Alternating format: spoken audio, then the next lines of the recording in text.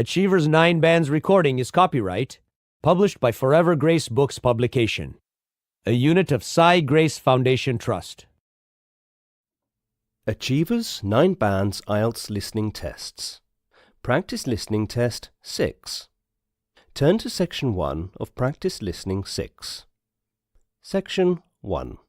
You will hear a conversation. The conversation is between two people, Gerard and Ben. Gerard has come to enroll himself in the Music Audio Video Library. You have some time to look at the questions 1 to 5.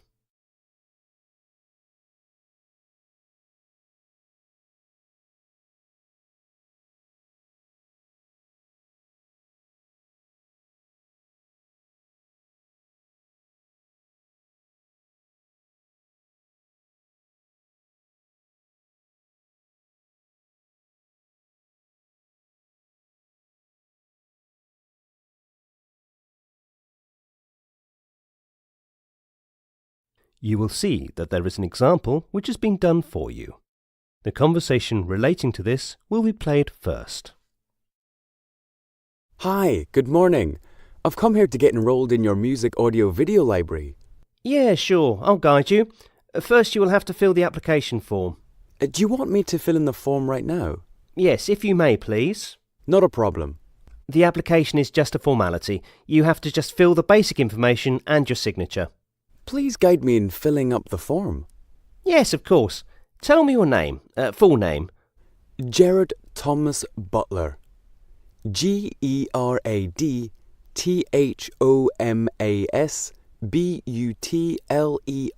THOMES or THOMAS, Butler? Thomas Butler. It is GERADTHOMASBUTLER, correct? You got it right. The full name of the person who has come for the inquiry is Gerard Thomas Butler. So, Gerard Thomas Butler is written as an answer for the example. Now listen carefully and answer questions 1 to 5. Hi, good morning. I've come here to get enrolled in your music audio video library. Yeah, sure. I'll guide you. First you will have to fill the application form. Do you want me to fill in the form right now? Yes, if you may, please. Not a problem. The application is just a formality. You have to just fill the basic information and your signature. Please guide me in filling up the form. Yes, of course. Tell me your name, full name. Gerard Thomas Butler. GERADTHOMASBUTLER. THOMES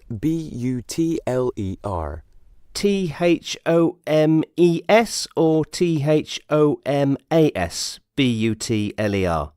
Thomas Butler. It is GERADTHOMASBUTLER, correct? You got it right. Now, the next is your address. Tell me your address. 43 Vogel Street, Roslyn, Palmerston, North 4414. Did you say Roslyn, Palmerston North? I'll repeat it. 43 Vogel Street, Roslyn, ROSLYN, Palmerston North 4414. 4414 is the postcode, correct? Yes, you got it right. We also need any number from your identity card. I have my driving license. Oh, perfect. Give me the driving license number. Okay, hold on a minute. Is it in my backpack? Oh yes it is. Here it is. The number is SH72079. Here, you can see it.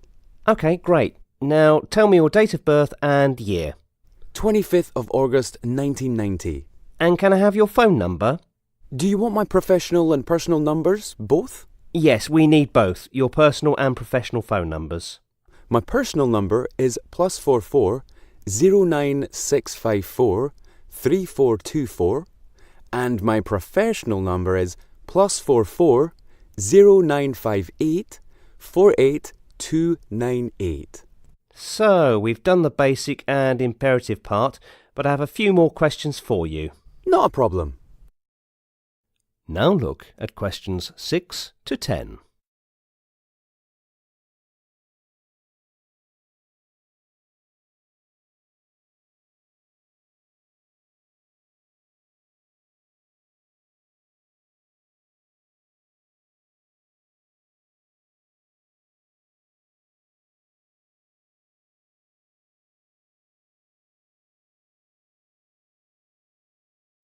As the talk continues, answer questions 6 to 10.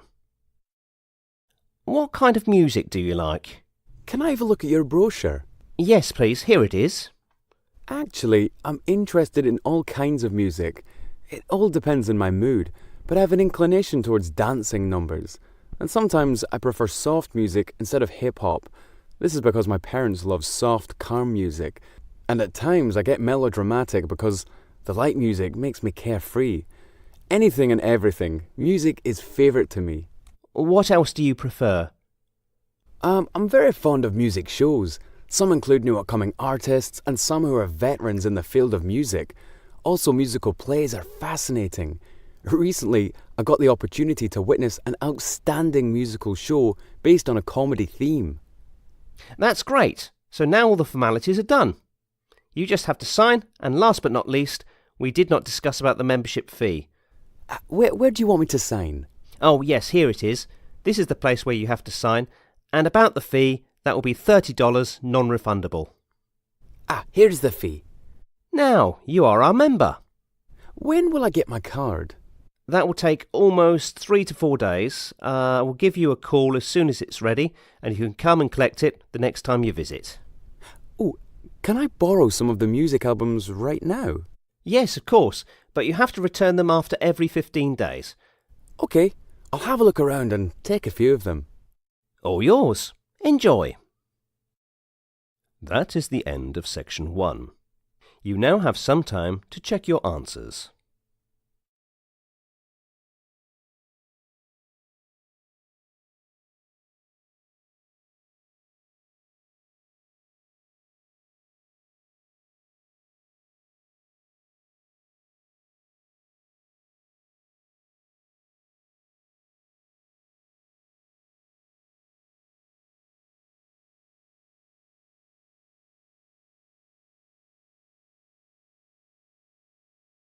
Now turn to Section 2.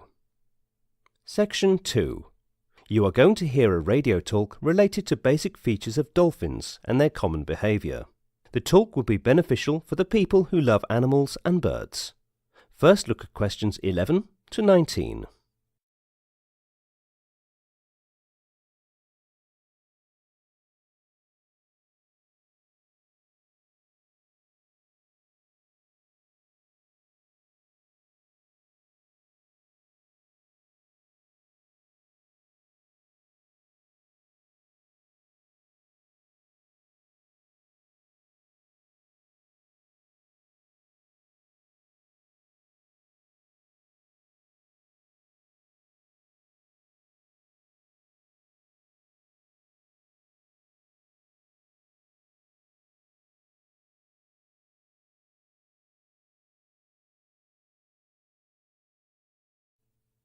Now listen to the recording and answer questions 11 to 19.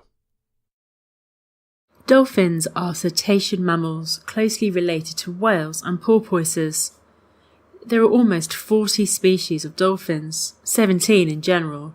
They vary in size from 1.2 metres and 40 kilograms up to 9.5 metres and 10 tonnes.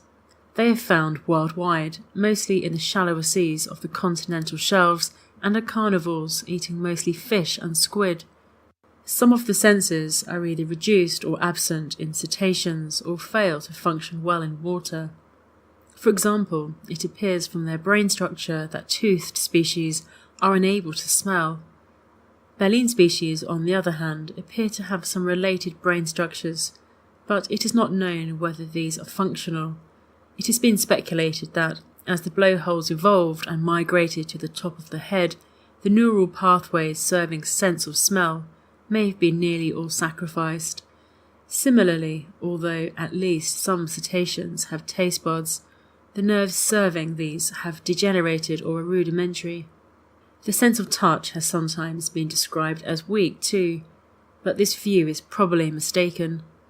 Trainers of captive dolphins and small whales often remark on their animals' responsiveness to being touched or rubbed, and both captive and free-ranging cetacean individuals of the species, particularly adults and calves, all members of the same subgroup, appear to make frequent contact. This contact may help to maintain order within a group, and stroking or touching are part of the courtship ritual in most species. The area around the blowhole is also particularly sensitive, and captive animals often object strongly to being touched there. The family Delphinidae, the largest in the order of cetacean, evolved relatively recently, about 10 million years ago during the Miocene. A group of dolphins is called a school or a pod. Male dolphins are called bulls. Female cows and young dolphins are called calves. Dolphins are often regarded as one of Earth's most intelligent animals, though it is hard to say just how intelligent, compared to many other species. However, dolphin behaviour has been studied extensively, both in captivity and in the wild. Now look at question 20.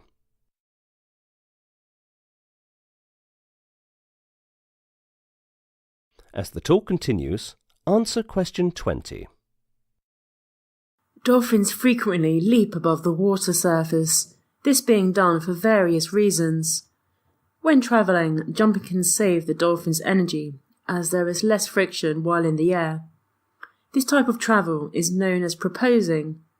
Other reasons include orientation, social displays, fighting, non-verbal communication.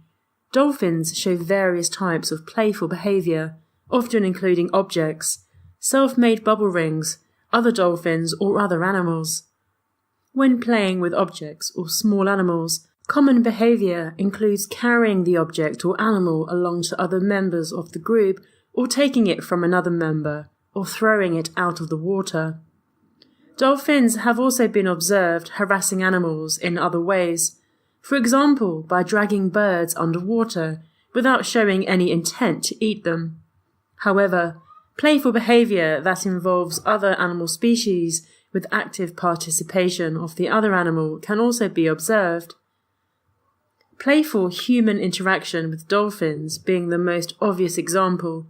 However, playful interactions have been observed in the wild with a number of other species as well, such as humpback whales and dogs. That is the end of section 2. You now have some time to check your answers.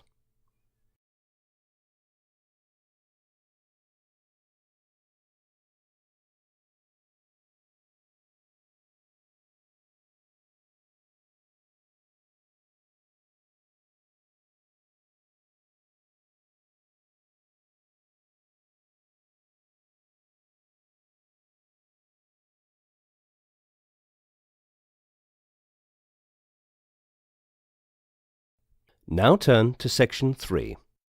Section 3. In this section, you will listen to a talk between an administrative staff and a female student. The student is a new student in the law department. She is taking some general information regarding academics. Look at questions 21 to 24.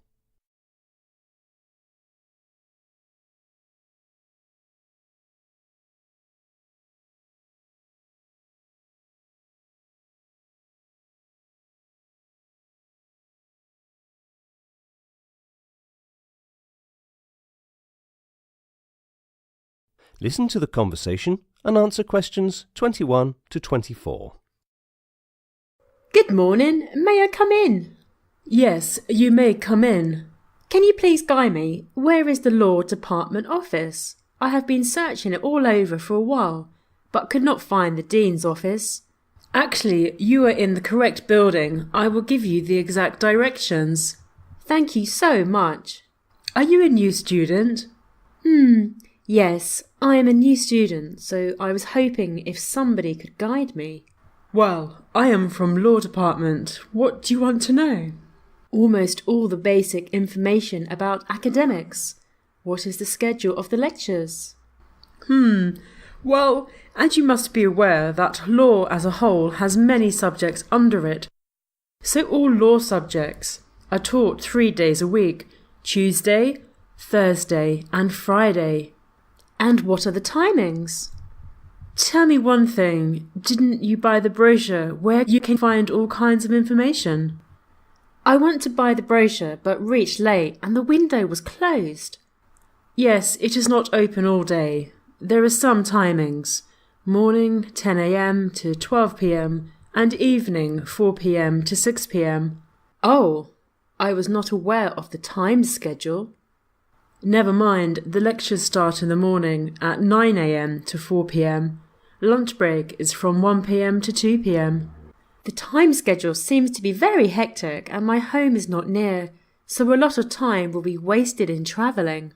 Well, that you have to decide, whether you want to travel on a long route. What about the attendance structure? Attendance is the foremost criteria.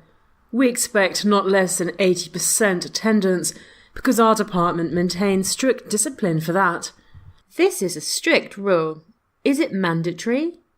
Oh, yes, we strictly follow this rule. Can you please tell me what will be the schedule for the other 2 days, Monday and Wednesday? Monday and Wednesday, each professor designs their own schedule, so the respective professor will inform you about that. Okay, thank you. Now look at questions 25 to 30.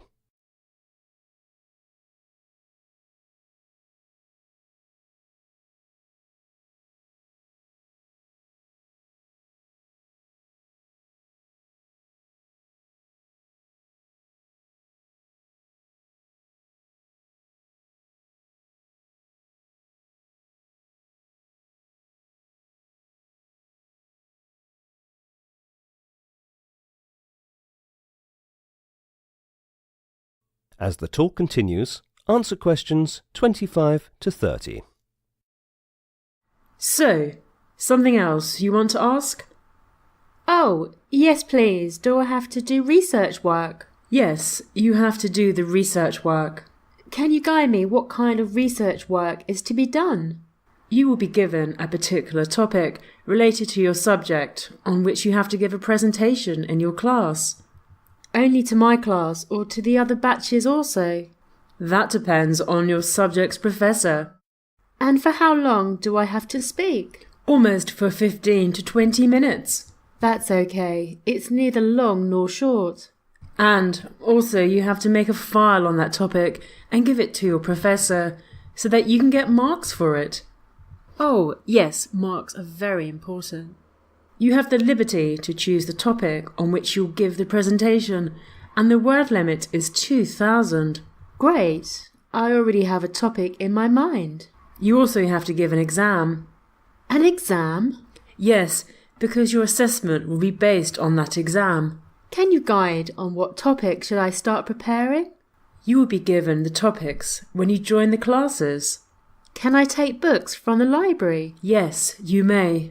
Should I buy my subject books or library material would be sufficient for me? In my opinion, you should buy your subject books.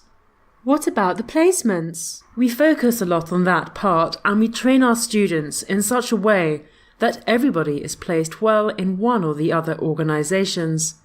That's great, so I don't have to worry on that. Yes, we will do our best, but your efforts should also be 100%. Definitely. I hope you have got all the answers. Thank you so much. You have been very helpful. All the best. Thank you once again. That is the end of section 3. You now have some time to check your answers.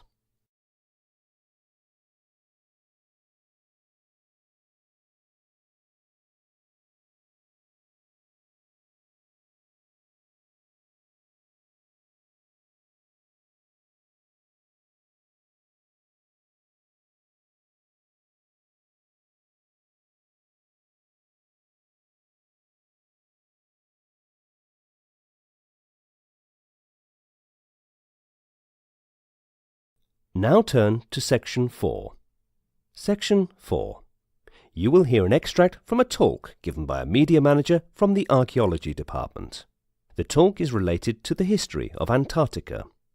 First, you have some time to look at questions 31 to 35.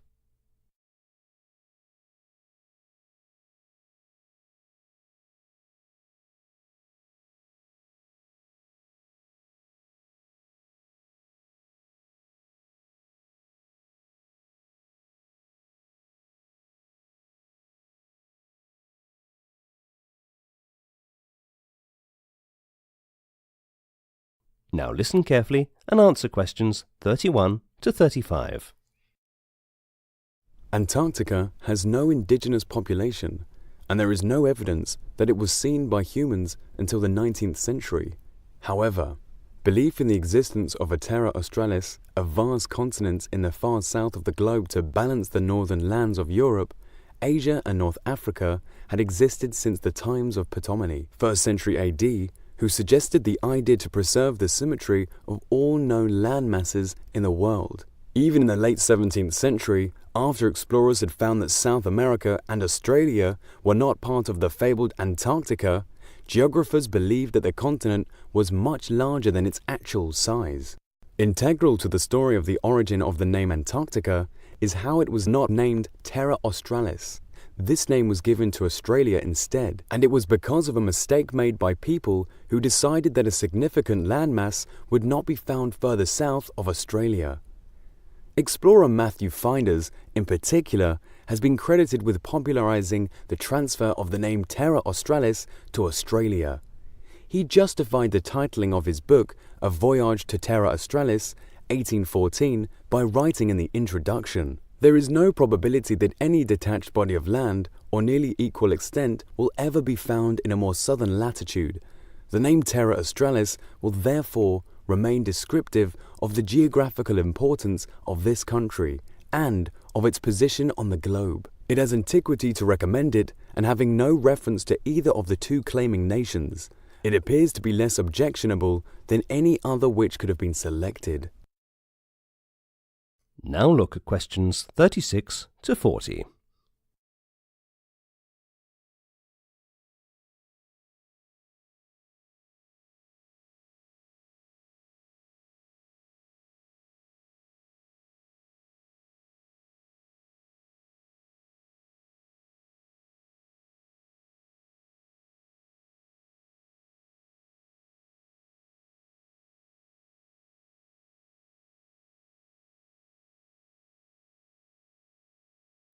Now listen to the second half of the recording and answer questions 36 to 40. On the 22nd of January 1840, 2 days after the discovery of the coast west of Bellany Islands, some members of the crew of the 1837 to 1840 expedition of Jules de Mont d'Urville disembarked on the highest islet of a group of rocky islands about 4 kilometers from Cape Geodese on the coast of Adelie Land, where they took some mineral, algae, and animal samples. In December 1839, as part of the United States exploring expedition of 1838 to 1842, conducted by the United States Navy, sometimes called the XX, or the Wilkes Expedition, an expedition sailed from Sydney, Australia, into the Antarctic Ocean, as it was then known, and reported the discovery of an Antarctic continent west of the Bellany Island on the 25th of January 1840. That part of Antarctica was later named Wilkes Land, a name it maintains to this day. Explorer James Clark Ross passed through what is now known as the Rossa Sea and discovered Ross Islands, both of which were named after him in 1841. He sailed along a huge wall of ice that was later named the Ross Ice Shelf. Mount Erebus and Mount Terror are named after 2 ships from his expedition. HMS Erebus and Terror. Mercator Cooper landed in East Antarctica on the 26th of January 1853. During the Nimrod expedition led by Ernest Shackleton in 1907, parties led by Edgeworth David became the first to climb Mount Erebus and reach the South Magnetic Pole. That is the end of section 4. Now you have some time to check your answers.